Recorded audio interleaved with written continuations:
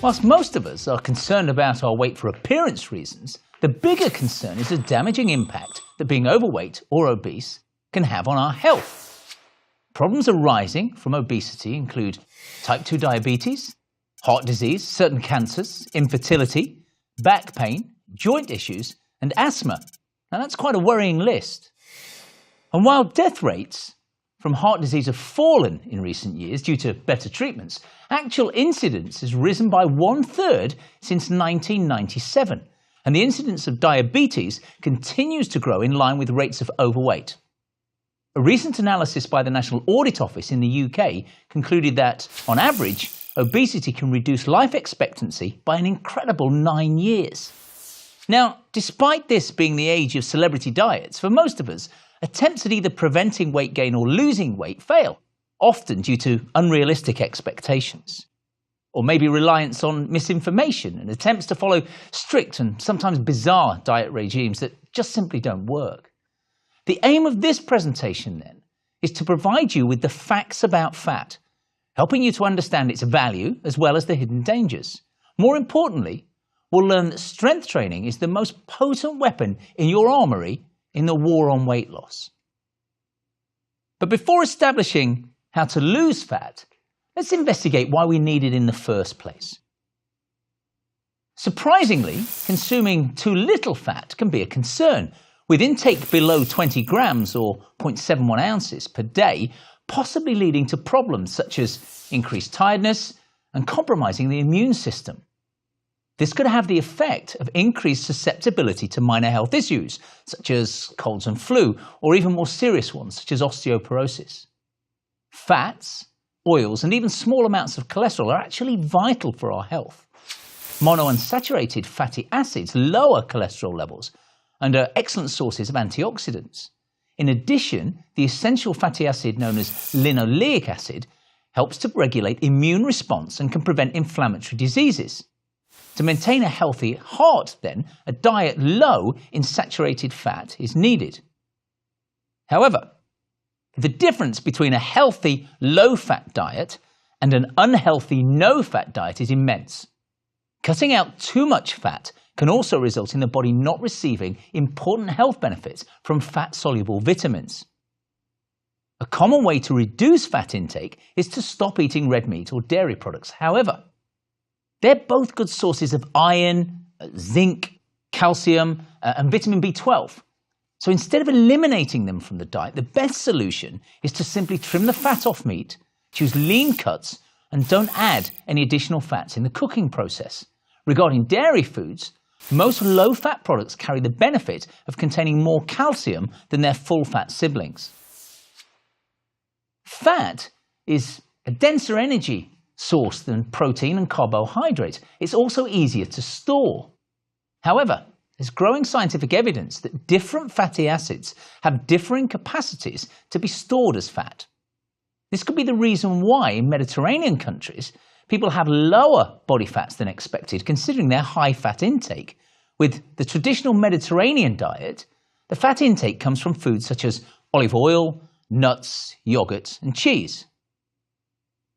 Now, fat can exist in your body in two forms. Essential fat is vital for your body to function normally and is found in various places, including some you might not immediately think of, such as your bones, heart, lungs, and kidneys. You can't reduce this fat, and in fact, you really don't want to, as your organs just wouldn't survive without it. Then we have storage fat, also known as adipose tissue, and it's stored beneath the skin. And this functions both as a fuel or energy source, as well as insulation against heat loss. The bad news is that this is the one you can see, but the good news is this is the one we can do something about and shed if we choose to. So, talking of shedding fat, although we tend to overcomplicate things, weight regulation ultimately comes down to balancing your energy intake, that's what you eat and drink, against your energy output, which is what you burn up by being active through the day and through your metabolism. If you're taking in the same amount of energy as you're putting out, then your weight will stay stable.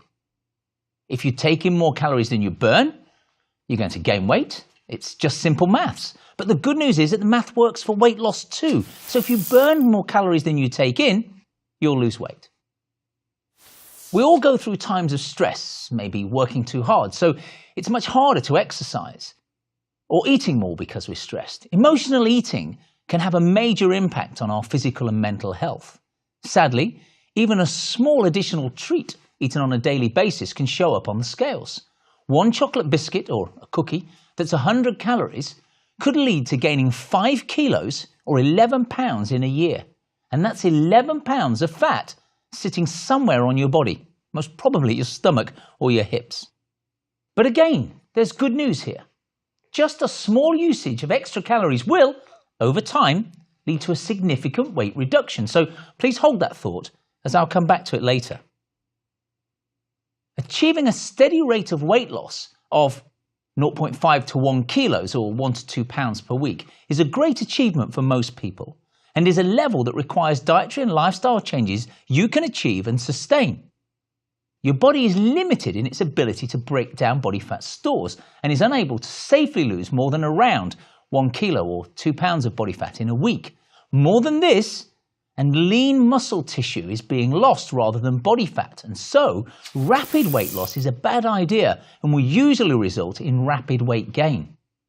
This is because losing that lean tissue reduces the metabolic rate and leaves you with lower calorie requirements and more susceptible to weight regain. When considering exercise as an intervention, then, it's worth sorting the wheat from the chaff, so let me dispel a few myths for you. The first myth, you have to exercise to lose body fat. As I mentioned, if you want to lose body fat, you must eat in such a way that you create a calorie deficit. So one option is to eat fewer calories. People who are ill, for example, often lose body fat even though they don't exercise. Likewise, injured athletes who aren't able to exercise can also lose fat. However, including exercise in your weight loss efforts will bring many additional health benefits that lead to you being toned rather than just thin and will ensure you maintain your new shape, avoiding the yo-yo that's so commonly associated with dieting. Our second myth. The more you exercise, the more you lose fat. Okay, let's talk about hunger and exercise first of all.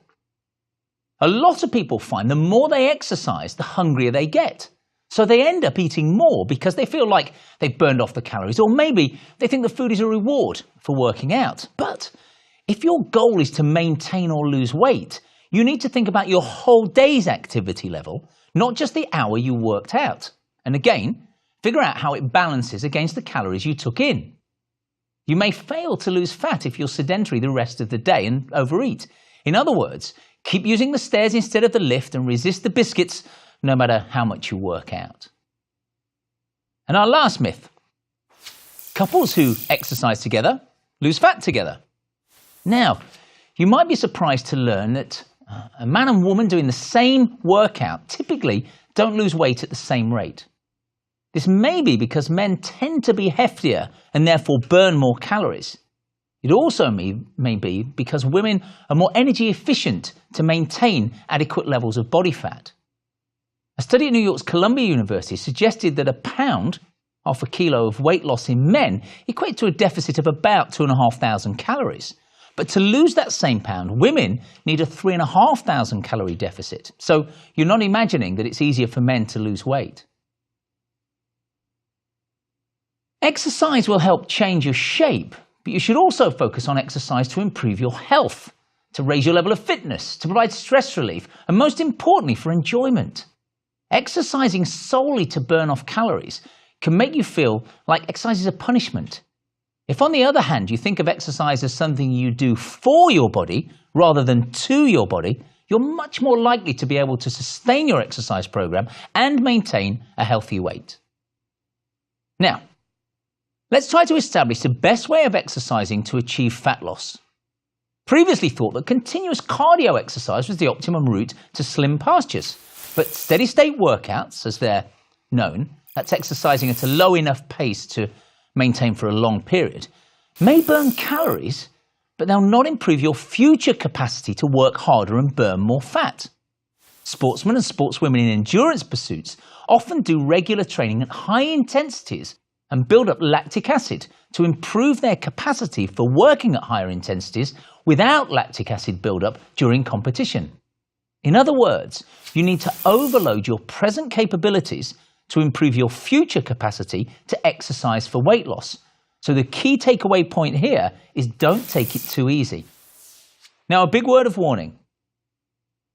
Weight management programs that set out to prioritize fat burning often advise working out at a steady state, which is below your anaerobic threshold, the point where that lactic acid builds up and renders the exercise somewhat uncomfortable.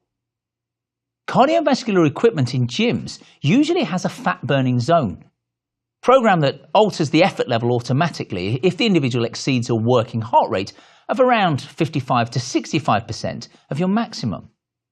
This is justified by equipment manufacturers on the basis that steady state will have been reached and maximal ratios of fat burning to glucose or carbohydrate burning will be in place. In addition, they argue that effort level at this relatively low intensity is sustainable for some time, so you can maximize the total fat burned in the workout. Now, at first, this consideration seems sensible. But at higher intensities, a greater number of total calories will be burned for the same workout duration, and therefore the more fat as a percentage of this total. So, the bottom line is that working at higher intensities will maximize calorie burning. Therefore, higher workloads should be tackled during the workout. Even if these higher workloads can only be sustained for 30 to 60 seconds before returning to lower rates, it will still increase the total number of calories consumed. Naturally then, this leads to the use of interval training, whereby short periods of work are interspersed with rest, a principle we'll deploy in our fat loss workout in this series. If you want to lose fat, here's the truth. You have to put the effort in. Please don't be taken in by the latest fad workout or piece of gym equipment that promises phenomenal results in very little time and with minimal effort. So what specifically then is the role of strength training within an exercise for weight loss plan? Now the key lies within the term we've just used, high intensity. As lifting weights that are heavy enough to challenge the muscles is clearly going to satisfy that criterion. But that's not the end of the story.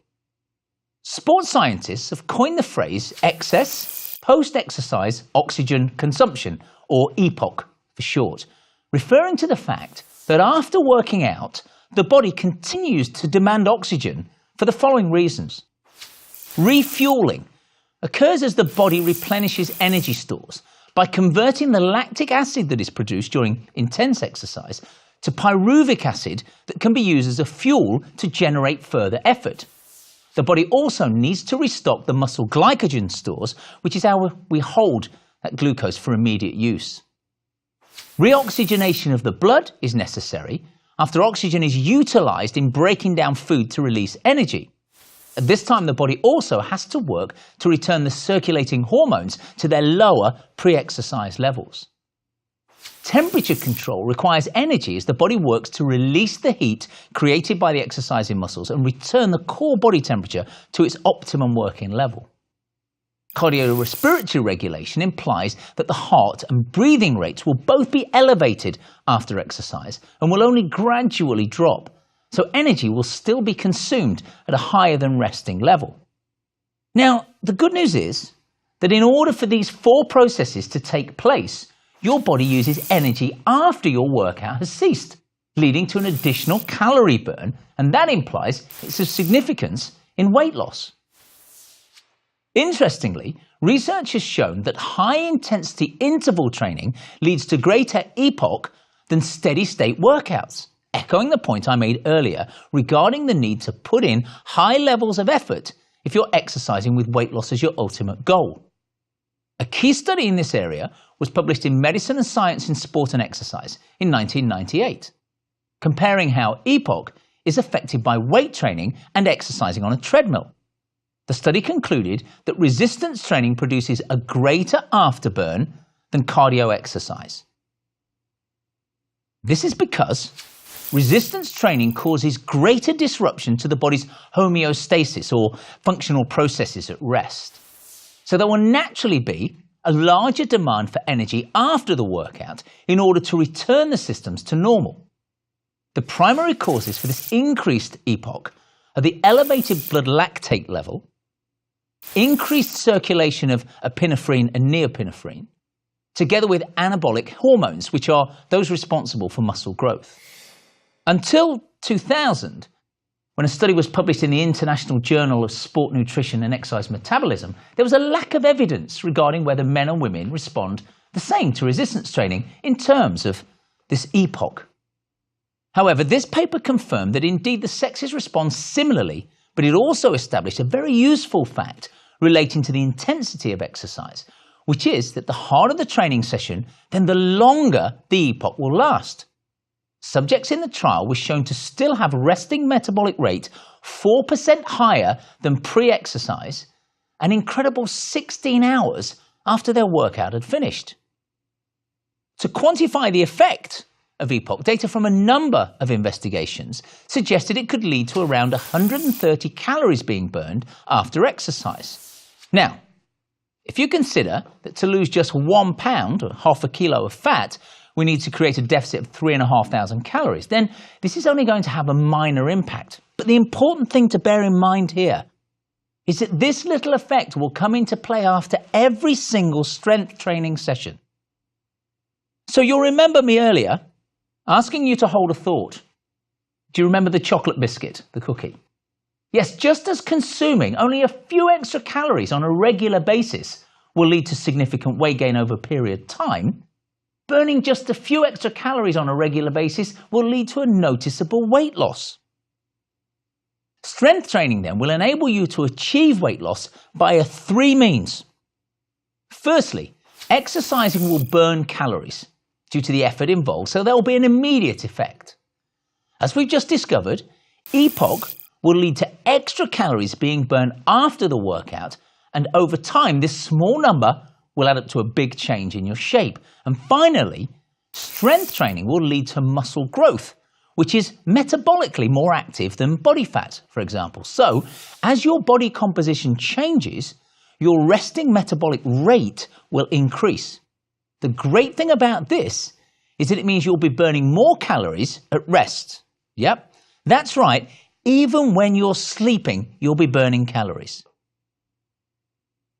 Guidelines were featured in the Journal of Applied Physiology and suggest 5 sets of 10 to 15 repetitions at 60 to 70% of 1 repetition max.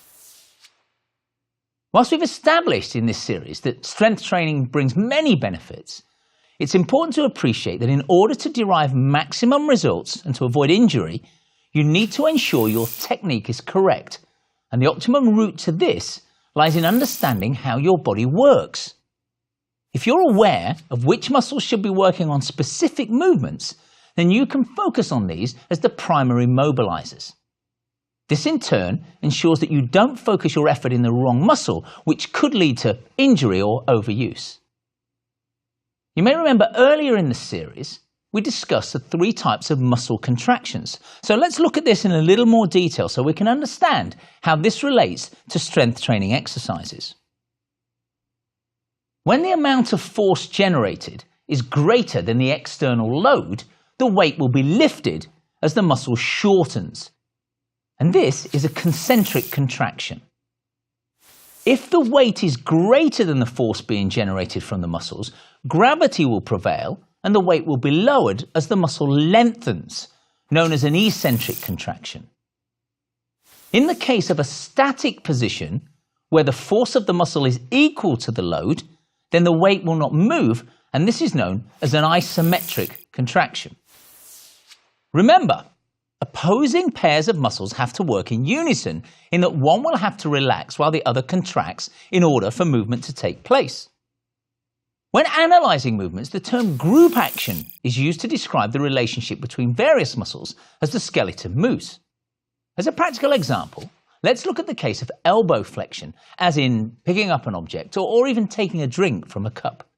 This movement is brought about by a contraction in the bicep muscle at the front of the arm, and this is referred to as the agonist muscle, sometimes also called more descriptively the prime mover. The triceps muscle at the back of the arm relaxes, and is called the antagonist muscle. Now, the story doesn't stop here, however, as muscles very rarely work in isolation, so there will be help, in this instance, from the brachialis at the front of the arm, and this is called a synergist. Finally, there'll be muscles involved in holding certain body parts in a fixed position to allow for the desired movement to be effected. In our example, the deltoid muscles will hold the upper arm in place, preventing it from swinging and so allowing for this bend at the elbow. This group action of muscles can be applied to any movement about any other joint. So, why don't we look specifically at the joints and the muscles that move them? Let's start with the elbow. Movements are flexion, or bending, brought about by the biceps.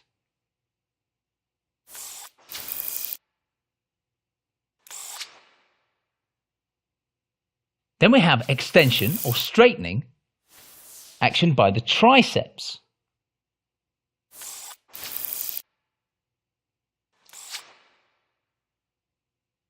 Also, we can turn the palm upwards using the biceps. And finally, we can turn the palm downwards using the pronator teres. The shoulder movements are flexion, lifting up to the front, brought about by the deltoid.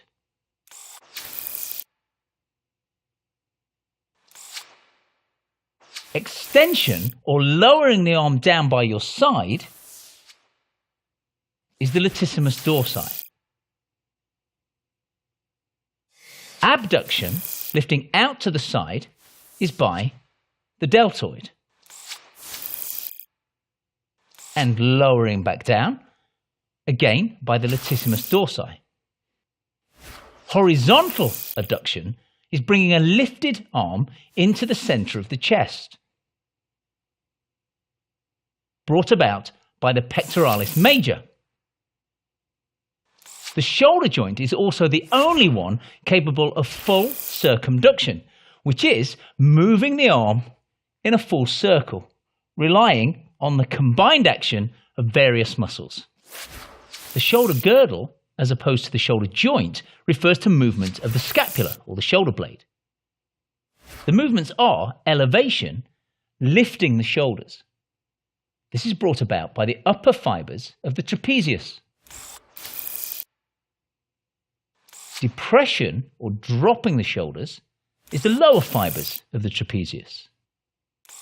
Retraction, pulling the shoulder blades back, is caused by the rhomboids. And the opposite of that, protraction, pushing the shoulders forwards, is brought about by the serratus anterior, a fan-shaped muscle on the front of the scapula. The lumbar spine movements are flexion, bending forwards, brought about by the rectus abdominis. Extension, or bending backwards, by the erectus spinae muscles. Lateral flexion, bending sideways, and also rotation, twisting, are both brought about by the oblique muscles. And these work contralaterally, i.e. the internal on one side works with the external on the other side. The hip movements are flexion, lifting the thigh, brought about by the iliopsoas. Extension is lowering the thigh or taking it behind the line of the body. And that's brought about by the gluteus maximus. Adduction, or lifting the leg out to the side, is by the gluteus medius and minimus. And adduction, bringing the leg back into the center line, by the adductor muscles the brevis, longus, and magnus. Knee movements are extension, which is straightening the leg, brought about by the quadriceps, and flexion, bending the knee, using the hamstrings. Ankle movements are plantar flexion, or pointing the toes, brought about by the gastrocnemius and soleus in the calf, and then dorsiflexion, pulling the foot up by the tibialis anterior. When it comes to ensuring your strength training technique is both safe and effective, however, it's the muscles that don't move that are the most important, not the ones that do. The deeper abdominal muscles, known as the core, play a vital role in protecting your spine and will contract isometrically, literally bracing you when you perform exercises. The secret to maintaining core stability lies within the generation of intra-abdominal pressure, which lends support to the spine in motion or under duress. Intra-abdominal pressure is brought about by the combined action of the transversus abdominis, the pelvic floor, the multifidus, and the diaphragm. These muscles work in unity as contraction of the pelvic floor leads to a co-contraction of the multifidus, so stabilizing the sacrum, and also a co-contraction of the transversus abdominis, which will increase lateral tension in the thoracolumbar fascia. The end result is an increased intra-abdominal pressure. Now, we've mentioned a few new muscles here, so let's take a look at them in a little more detail. Transversus abdominis is the deepest of the internal abdominal muscles. Because of its origin at the thoracolumbar fascia, it's responsible for spinal stability. It causes compression of the abdominal cavity. The pelvic floor has 5 layers attached to the pelvis, with layers 1, 2, and 3 being skeletal muscles or voluntary, layer 4 being smooth muscle, and layer 5 being purely fascia. The thoracolumbar fascia is a diamond-shaped connective tissue in the lower back, consisting of 3 layers that are critical in stabilizing the trunk when transferring load from the upper body to the lower extremities. It's attached to many other body parts, including the spine and the ribs, plus a number of muscles, even embracing the erector spinae between its 3 layers. Tension within the fascia can be increased through motion of the arms, the trunk, and the lower limbs. Clearly then, in order to work out safely and effectively, you need to use your brain as well as your body, concentrating on the specific body parts involved in each exercise, something I like to call mind in muscle. You'll be pleased to learn that this gets better with practice. Your kinesthetic awareness will improve and your technique along with it, giving you confidence that every exercise session is moving you closer to your desired goal.